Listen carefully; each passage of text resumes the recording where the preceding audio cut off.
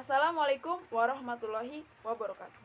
Puji dan syukur kita panjatkan kehadirat Tuhan Yang Maha Esa, karena atas limpahan rahmat dan karunia-Nya lah kita masih diberikan kesehatan dan kekuatan sehingga kita masih bisa menjalankan aktivitas seperti biasanya.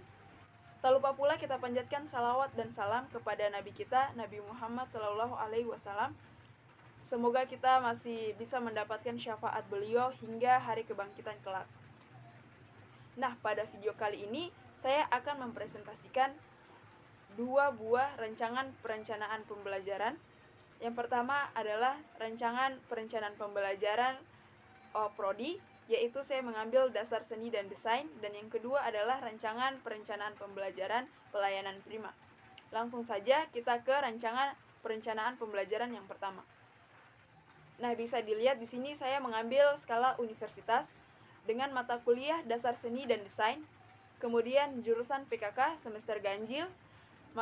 Materi pokok yang saya ambil adalah teori warna, kemudian paket keahliannya tata busana dengan jumlah SKS 2 kali 50 menit. Selanjutnya adalah kompetensi inti, di mana K1 memuat hubungan vertikal antara Yang Maha Kuasa dengan siswa, kemudian K2 memuat hubungan sosial antar sesama siswa, kemudian K3 menjelaskan tentang menerapkan pengetahuan prosedural pada teori warna. K4 menjelaskan tentang skill atau kemampuan tentang teori warna. Selanjutnya, kompetensi dasar yang saya ambil adalah memahami pengetahuan tentang teori warna. Untuk indikator dan tujuan pembelajarannya adalah sebagai berikut. Yang pertama, mengetahui pengertian warna. Yang kedua, mengetahui jenis-jenis warna berdasarkan letaknya dalam lingkaran warna. Yang ketiga, mengetahui jenis-jenis warna berdasarkan keharmonisannya. Yang keempat, evaluasi hasil kompetensi. Selanjutnya adalah deskripsi mata pelajaran. Mata pelajaran yang akan dibawakan dideskripsikan sedetail mungkin yang terdiri atas. Yang pertama, pengertian warna. Yang kedua, jenis warna dalam lingkaran warna. Yang ketiga, jenis warna berdasarkan keharmonisannya. Selanjutnya, pendekatan, model, dan metode yang saya gunakan adalah, untuk pendekatan, saya menggunakan pendekatan saintifik, yaitu berbasis kepada siswa. Yang kedua, model yang saya gunakan adalah model flip classroom, di mana siswa diberikan materi terlebih dahulu sebelum pembelajaran dimulai, sehingga pada pertemuan berikutnya siswa sudah memiliki bayangan tentang apa yang akan dipelajari. Yang ketiga, metode yang saya gunakan adalah metode ceramah, kemudian pembagian kelompok, dan pemberian tugas. Nah, selanjutnya untuk media, alat, bahan, serta sumber pembelajaran, saya menggunakan media Microsoft PowerPoint dan modul. Kemudian alat dan bahannya adalah LCD, spidol berwarna, dan papan tulis. Kemudian sumber belajarnya saya menggunakan modul dasar seni dan desain yang ditulis oleh Hamidah Suryani dan kawan-kawan. Kegiatan pembelajaran.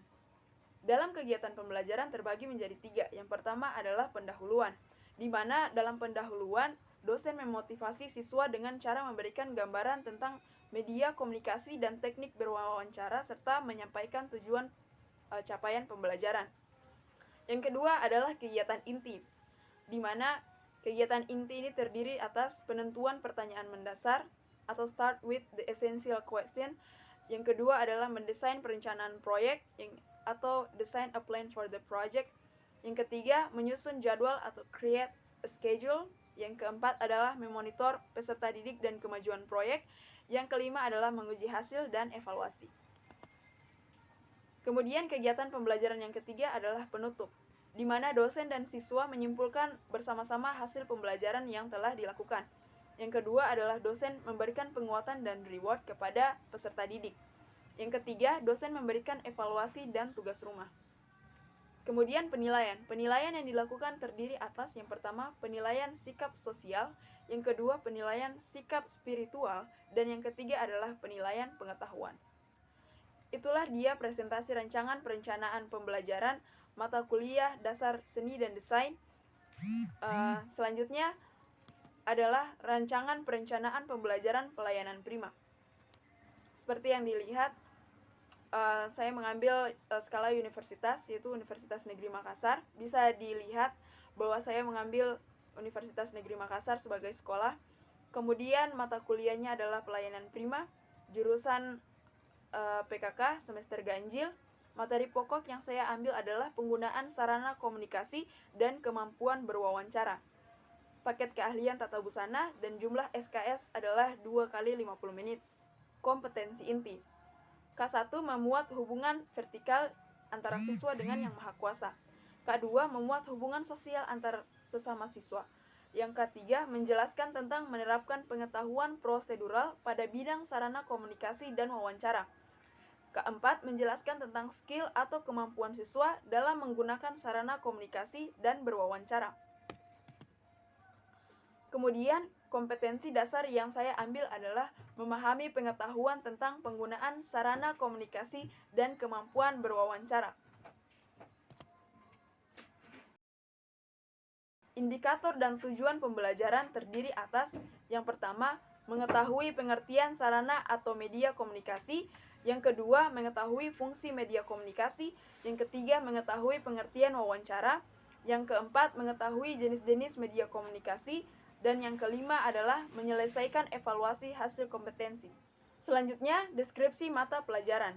Mata pelajaran yang dibawakan dideskripsikan sedetail mungkin yang terdiri atas yang pertama, pengertian sarana komunikasi. Yang kedua, fungsi media komunikasi. Yang ketiga, jenis-jenis media komunikasi. Dan yang keempat, pengertian wawancara. Selanjutnya, pendekatan, model, dan metode. Pendekatan yang saya gunakan adalah pendekatan saintifik. Model pembelajaran yang saya gunakan adalah model play role. Kemudian, metode yang saya gunakan adalah metode ceramah, pembagian kelompok, dan diskusi. Selanjutnya, media, alat bahan, dan sumber pembelajaran. Media yang saya gunakan adalah media Microsoft PowerPoint, kemudian alat dan bahan yang digunakan adalah LCD, laptop, spidol, dan papan tulis. Kemudian sumber belajar, saya menggunakan Manajemen Pelayanan Prima yang ditulis oleh Muhammad Mukmin tahun 2018. Kegiatan pembelajaran. Pada bagian pendahuluan, dosen memotivasi siswa dengan cara memberikan gambaran tentang media komunikasi dan teknik berwawancara serta menyampaikan tujuan pembelajaran. Yang kedua adalah kegiatan inti. Pertama, penentuan pertanyaan mendasar. Jika itu adalah pertemuan pertama, maka dosen bisa melakukan perancangan kepada peserta didik dengan mengajukan pertanyaan sederhana terkait dengan materi yang akan dibawakan pada saat itu. Yang kedua, mendesain perencanaan proyek. Yang ketiga, menyusun jadwal.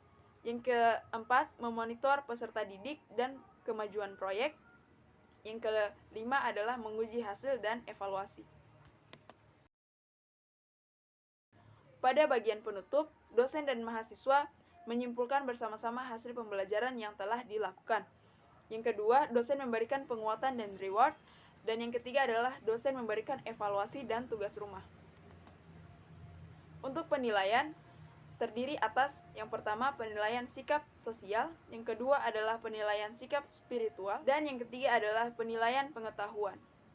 Itulah dia rancangan perencanaan pembelajaran yang dapat saya bawakan. Lebih dan kurangnya mohon dimaafkan. Billahi taufiq wal hidayah. Wassalamualaikum warahmatullahi wabarakatuh.